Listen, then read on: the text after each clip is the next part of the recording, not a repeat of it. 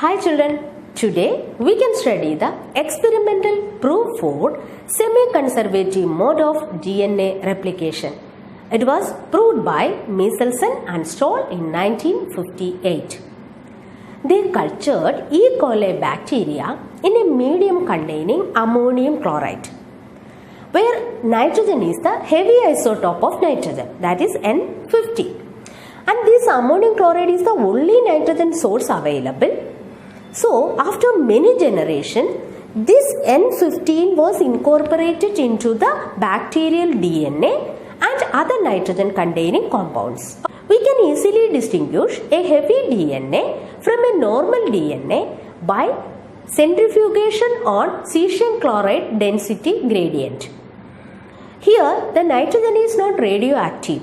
So, density gradient centrifugation is the only option to distinguish heavy DNA from light or normal DNA. Okay. After that, they transferred this E. coli in a medium containing ammonium chloride with normal nitrogen. Here you can see, this is the E. coli already cultured in the medium containing N15. So both the strands of the DNA contain N15. Later it is transferred to the medium containing N14. And you know, E. coli takes only 20 minutes for its cell division. So after 20 minutes, they got the first generation. After 40 minutes, they got the second generation. They collected the samples and they checked the densities. And after 20 minutes, they got the first generation I told.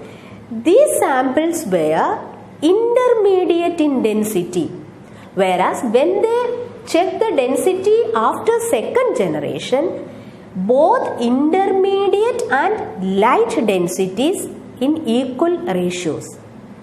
Okay, so here N15 is not added later, only N14 is there, but at the end of the second generation also one N15 strand you can see. That means during replication one parental strand is conserving. This proved that DNA replicates in a semi-conservative manner. The same type of experiment was done by Taylor and his colleagues in 1958 using radioactive thymidine in Visia faba to prove that DNA in the chromosome also replicates semi-conservatively. Okay? So, this DNA replication, it is a very complex process. Many enzymes involved in this, and moreover, it is an energetically expensive process also. One of the most important enzymes involved in DNA replication is DNA dependent DNA polymerase. It's a DNA polymerase enzyme. That means it catalyzes the polymerization of nucleotides. But it is DNA dependent. That means here the DNA strand acts as the template for the polymerization. Okay. And it is a highly efficient enzyme because within a short span of time, it can synthesize large number of nucleotides. And at the same time, it shows very high degree of accuracy also.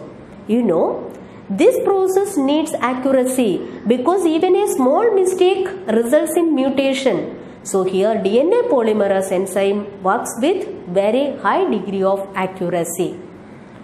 DNA replication is an energetically expensive process. From where do they get the energy?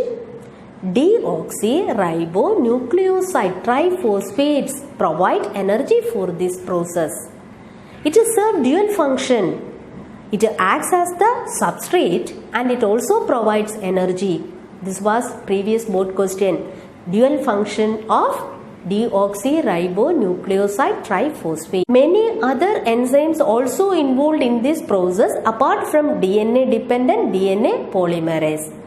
And it is very difficult to separate the two strands in its entire length because DNA is a very lengthy molecule. So, replication begins at a small opening and this is known as replication fork. And the DNA dependent DNA polymerase works only in one direction, that is 5'3' direction.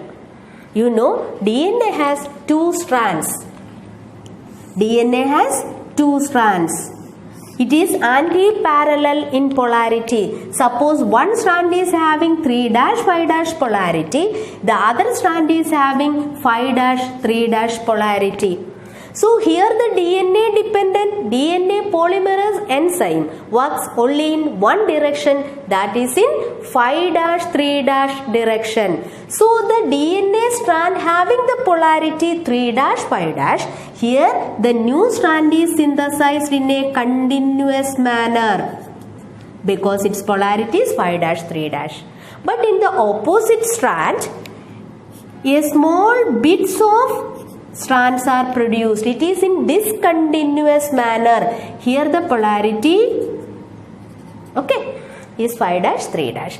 It is discontinuous. Later these discontinuous strands are joined with the help of an enzyme DNA ligase. The small fragments are known as Okazaki fragments. So in one strand it is continuous and in the other strand it is discontinuous. And the DNA dependent DNA polymerase enzyme cannot initiate the process by itself. And moreover, it does not occur anywhere in the DNA. The replication occurs at a particular region in the DNA and that region is known as origin of replication. Okay, so origin of replication is the region of the DNA where the replication begins. And you know, you already studied in class 11, DNA replication occurs in the S phase of the cell cycle. Cell division and DNA replication both are interconnected. If cell division not occur after DNA replication, that cell will gain the whole set of chromosome and it will result in polyploidy. Okay, so that is all about the DNA replication and the experimental proof for the semi-conservative mode of replication. The next topic is transcription that we can discuss in the next session. Thank you.